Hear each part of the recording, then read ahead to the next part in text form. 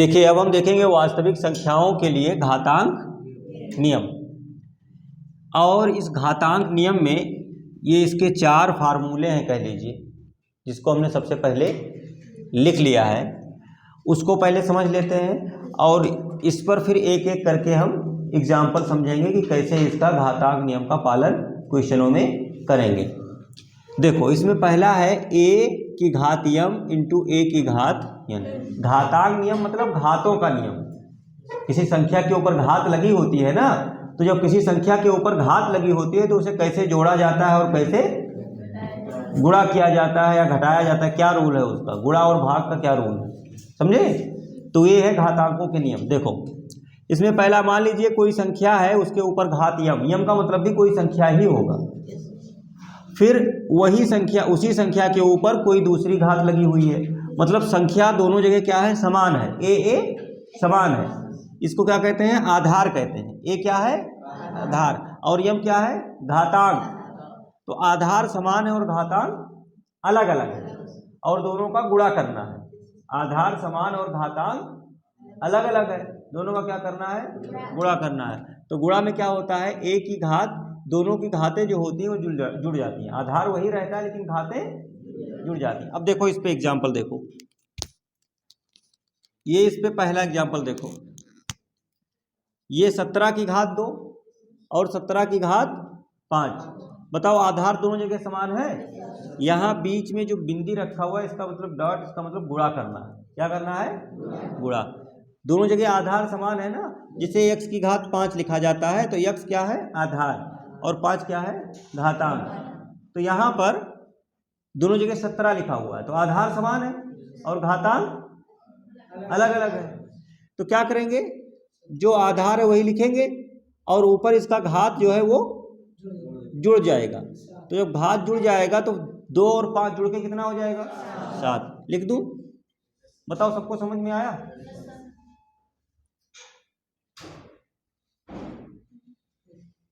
अरे कुछ कहना था या केवल खोलना था,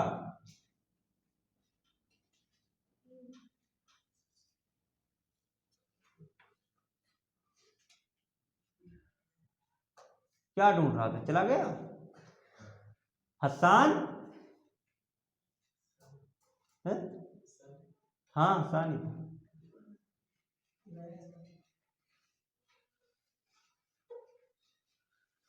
अपने बैच के लिए आया था क्या, नानी क्या कह रहे,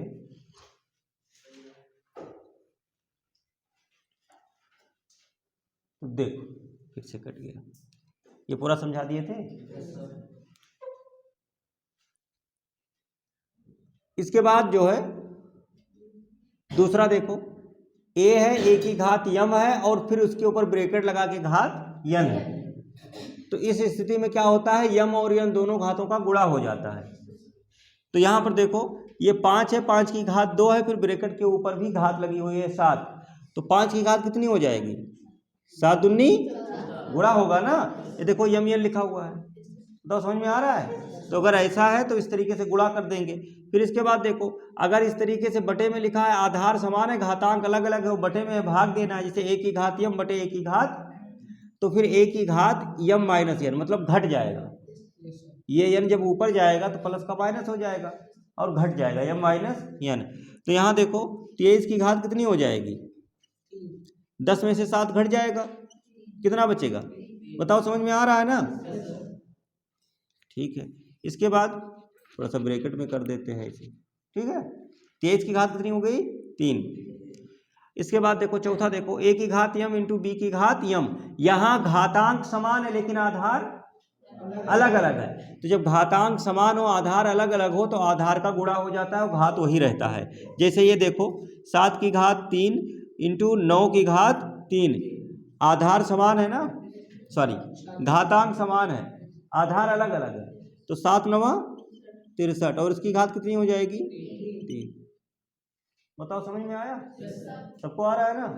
अब आगे बढ़ते हैं, फिर से एक एक करके इसी पर, इसे पहला दूसरा तीसरा चौथा था, इसी पर फिर से एक एक एग्जाम्पल है। इस बार क्या है, माइनस वाला लेना है।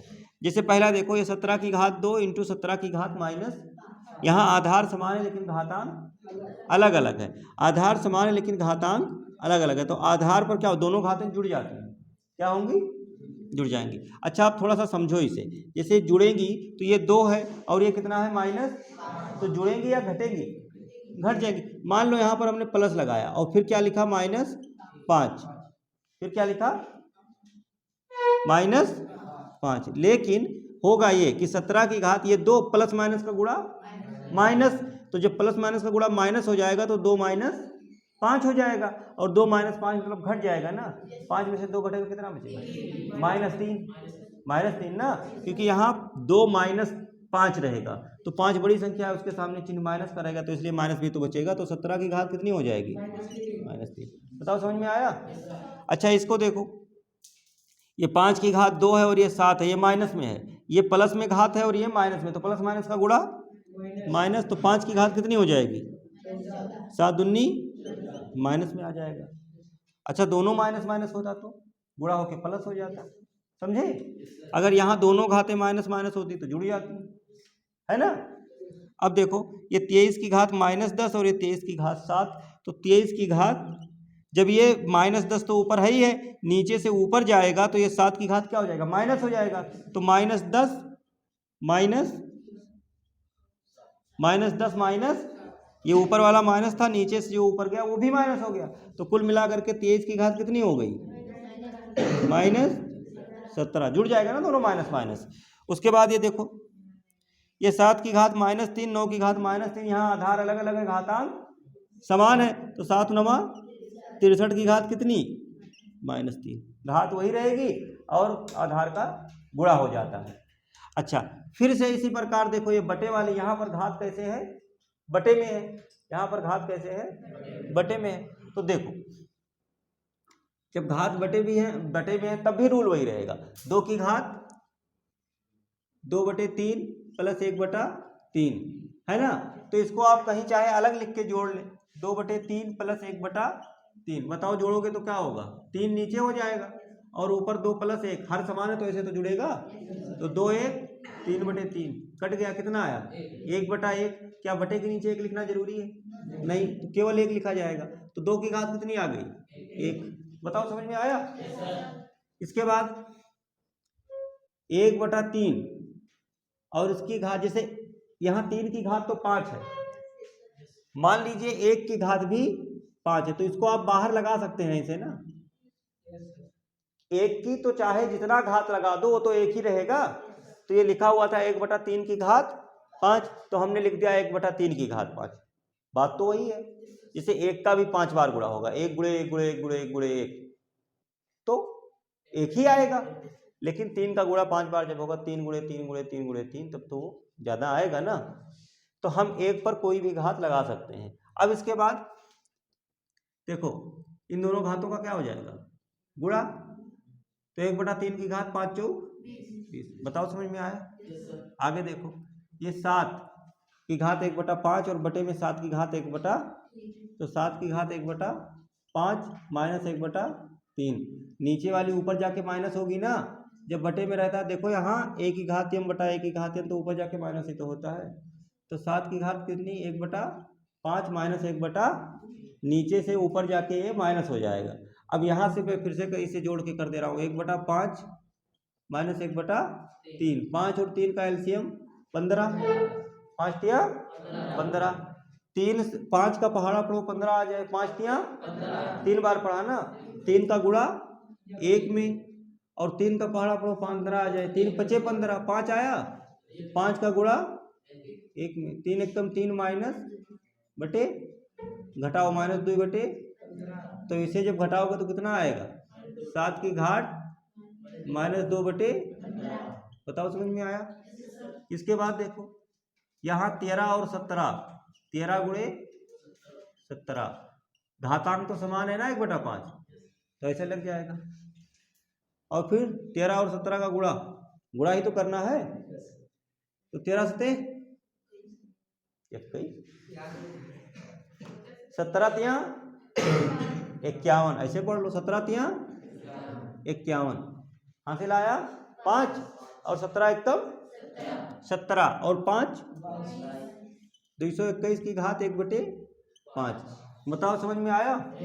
अच्छा, अब अगर इतनी बातें समझ में आ गई हैं तो इसके बाद एनसीईआरटी का एक एग्जाम्पल है ना, वो भी देख लेते हैं। एनसीईआरटी का एग्जाम्पल जो है वो उदाहरण नंबर कौन सा है? उदाहरण नंबर 20 है। 2 की घात 2/3, 2 की घात 1/, इंटू 2 की घात 1/3, यही तो है। चलो ठीक है, इसे देखो इसे क्या होगा, 2 की घात 2/3 प्लस 1/, जुड़ जाएगा ना। 2 की घात कितनी हो जाएगी?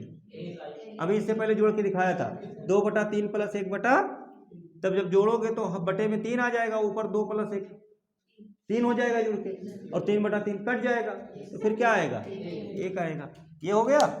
इसके बाद दूसरा भी देख लो। दूसरा क्या है? दूसरा आपको दिया गया है 1/3 की घात 5, फिर इसकी घात 4। तो देखो अभी ऊपर समझा के आया हूं ना, सेम वही तरीका है, चाहे ऐसे एक बार करके दिखाओ और चाहे डायरेक्ट। तो 1/3 की घात कितनी? 4 पंचे 20। ये तो सेम वही क्वेश्चन चल रहा है ना। और इसके बाद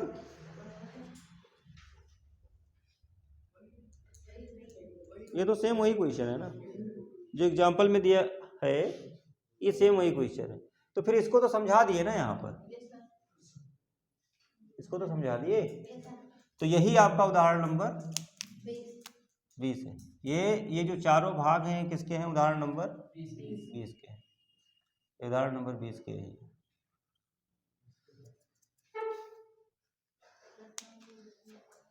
ठीक, तो इसे इतना नोट कर लीजिए। इसके बाद प्रश्नावली के क्वेश्चनों को हल कीजिए।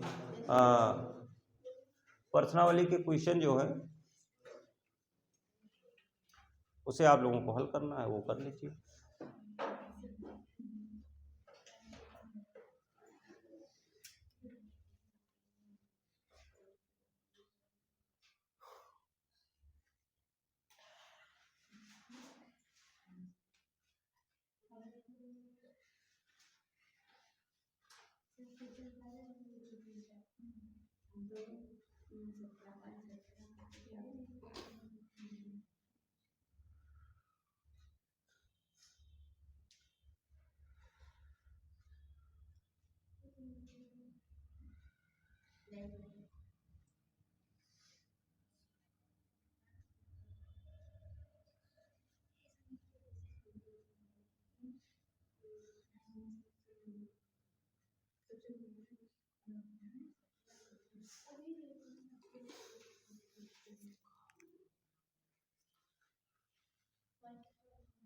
ये बड़ी प्रॉब्लम हो गई इसमें। कुछ नहीं, तुम लोग लिखो, मैं थोड़ा सा वीडियो फिर दिक्कत कर जाएगा ना।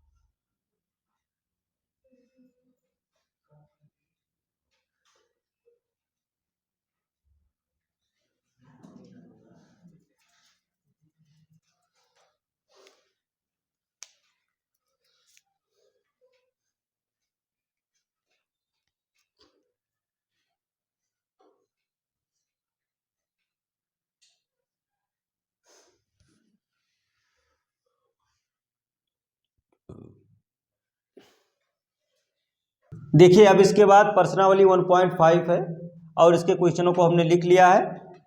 इसमें पहला है प्रश्न 1, ज्ञात कीजिए। ये 64 की घात 1/2 दिया गया है, इसका मान बताना है। तो देखो 64 की घात 1/2, तो 8 की घात इसे मैं क्या लिख सकता हूँ? 1/2। ठीक है, 8 की घात